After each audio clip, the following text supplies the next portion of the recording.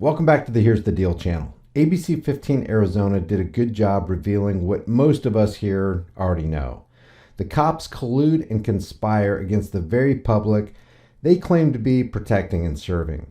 And this goes all the way to the top, resting in the lap of Phoenix Police Department Chief Jerry Williams, who to this day maintains the lie that she didn't know that her underlings, including her right and left-hand men, Assistant Chief John Collins and Executive Assistant Chief Mike Kurtenbach, framed a group of protesters by falsely charging them as gang members.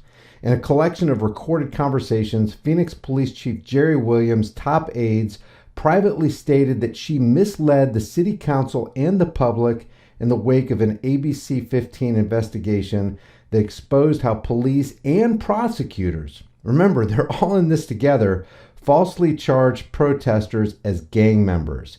Williams publicly claimed the gang charges were a, quote, bad idea, and that there was a failure by her chain of command to inform her of the decision.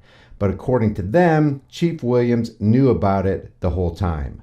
There are two reasons I want to bring this story to you. Number one, the deception and conspiracy against the people of Phoenix happened from the top down. A stream can rise no higher than its source. The source here is Chief Jerry Williams. She is the top dog. If she can't be trusted, if she knows and has a hand in planning evil against the people, how can anyone expect the underlings to do any different? Number two, this is just one incident. How many other incidents like this are there, and how often does this happen? If people were honest with themselves about the thin blue line gang of tyrants, they would know that you don't need a special undercover investigation on this police department or any police department to realize that these aren't isolated, infrequent cases. Crimes against the people perpetrated by cops and prosecutors happen all the time in every department in broad daylight and while the cameras are rolling. What we're talking about here is corruption and collusion by police departments, prosecutors, city officials, and judges against the people.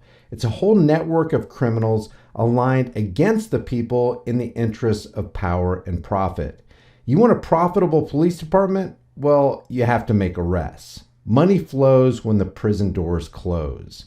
Let's take a look at this expose of these lying criminals in Phoenix. Major break in our politically charged investigation. We exposed Phoenix police colluded with prosecutors to invent a gang and then falsely charge protesters as members.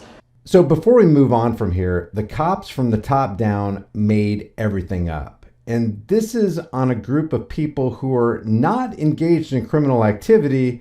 They're out there exercising their constitutional right to protest. So the Thin Blue Line gang did what they do best.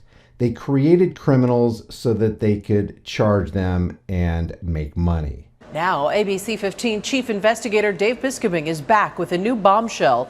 He exclusively obtained secret recordings of multiple chiefs at the very top of Phoenix PD talking in the wake of the scandal. The recordings are damning. They reveal backroom deals, expose a complete lack of trust and control, and capture Chief Williams' top staff saying she misled the public.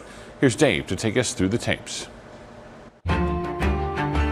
First, to be clear, we did not record the conversations you're about to hear. We obtained these recordings, and they will likely be evidence in a major new lawsuit. It's a case just filed by these three assistant chiefs, John Collins, Gabe Lopez, and Larry Hine.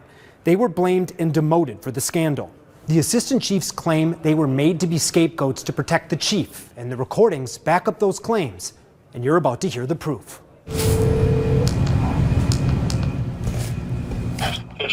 Mike.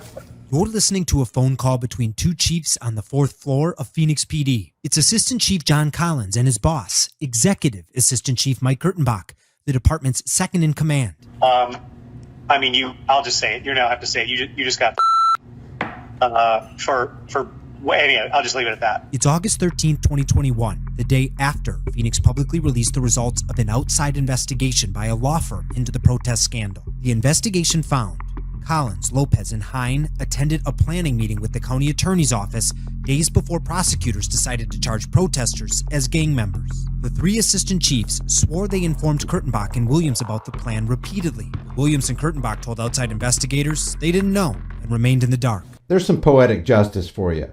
While these underling chiefs were busy stabbing the public in the back, the police chief herself was busy stabbing them in the back. I don't remember the conversation we had. That doesn't mean that it didn't happen. I don't remember. But what I do remember, and Gabe confirmed, was that by October 30th, Biskobing was already tweeting about the gang charges. So this whole idea and the way PAB scours social media and the way they report to this floor, I'm actually sitting up here, I have a 5 o'clock. It's unconscionable to me to think that there were these failures to notify for months. Do you know what I'm saying? Yeah. For context, we launched our politically charged investigation in February 2021. But months earlier, in late October 2020, right when the gang charges were issued, we aired and published a daily report and tweeted about it. And I thought, how is that possible? Well, it's not. It's not that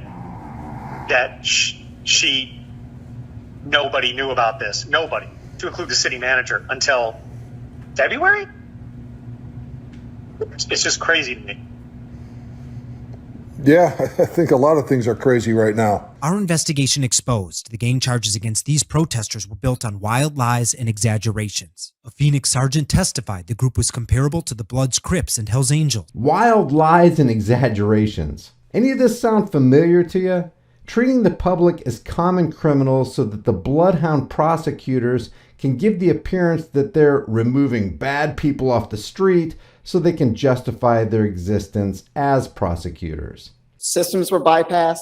Now, Williams never interviewed with ABC 15 about the gang charges. So it flat out was a bad idea. But to the city council, to distance herself from the scandal, the chief said this. I've had very strict and stringent conversations with my new team and new staff about the expectations to absolutely, without fail, keep me informed of things that rise to a significant level of community interest, a significant level of council interest, a significant level of city management interest. If the chief truly didn't know before the indictments, she knew after. In their lawsuit, the assistant chiefs say Williams and Kurtenbach were repeatedly briefed during the chief's weekly Monday briefings. Again, I don't know that I've ever specifically told Chief, but I know she knew about it. We talked about it for months. You're now listening to another phone call recorded between Kurtenbach and a different assistant chief, Gabe Lopez. The boss herself knew about this for months. We didn't hide it. Now think about this. What's the it they didn't hide? They didn't hide the fact that they themselves committed the crime of criminalizing people who weren't criminals. No. It was my only dispute is, and it's neither here nor there, is when I was told. That's neither here nor there, but I would never dispute that we all knew about it.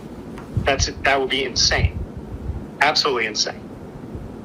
So I'm glad you said it, because I thought I was going crazy for that part. If you look at the reporting and the way that it's talked about, she didn't know, we let her down, and this is apparently news to her. I went through Dave Biskobing's tweets. His first tweet about these gang charges, October 30th of 2020. At a minimum, that's 9 months, and we're going to play the surprise game in that we failed her. Yeah, it's interesting that you bring that up. It's very interesting because you and I both know that PAB scours social media, and especially a guy like Dave Biskobing. In plain language, Chief Williams' top cops, including her number 2 right-hand man, all say she knew about the protest gang charges, and she didn't do a thing until our investigation exposed the corruption. It's obviously she wants to keep her job. I get it. It's just at what expense? Everybody was dispensable as long as she kept her job, and I didn't sign up to be part of that. In other words, Lopez admits that he didn't sign up to be thrown under the bus. What he did sign up for, though, was to throw the members of the public under the bus. He just didn't think his own people would turn on him in his own department. Poor little guy. Now, what you just saw is significant. It's the chief's top cops calling her out in outlining the deception, dysfunction, and distrust at the top of one of America's largest law enforcement agencies. But in response, this is all that a Phoenix PD spokesperson sent us. Quote, "As you point out, this is regarding pending litigation, and we are unable to comment at this time. I'm Investigator Dave Biskobing, ABC 15, Arizona." Those 3 assistant chiefs were demoted to commander last year. Their lawsuit demands, among many things, to get their old positions back with back pay plus interest. Wait a second. Why should these criminal cops who admit that they all lied to and deceived the public by making people out to be criminals when they weren't, why should they get their jobs back? These people should actually be in prison. How is this even a consideration? They've all been exposed to be a gang of evildoers. Guys, share this video with everybody you know. This crime ring reality within police departments isn't just relegated to the Phoenix Police Department. This is a nationwide problem. This is happening every day in your town. If the problem with the world is that there are evil people, probably one of the last things we should be doing as a society is giving some of those evil people the ring of monopolized force and power and a uniform, a badge, and a gun. This is just another case of power corrupts and absolute power corrupts absolutely. Leave your thoughts about this for the world and the global thought police in the comment section below. If you haven't done so already, subscribe to the channel, hit the bell notification icon, give it a thumbs up, share it with everybody you know, and don't forget to subscribe to my private email list through my website, highimpactflix.com. If you want to support the channel, the links are in the description below, or grab one of these hard-hitting conversation-starting designs from the store that you can put on any shirt, hoodie, mug, hat, thermos, cell phone case, whatever you want. I'll see you guys in the next heavily censored shadow ban video.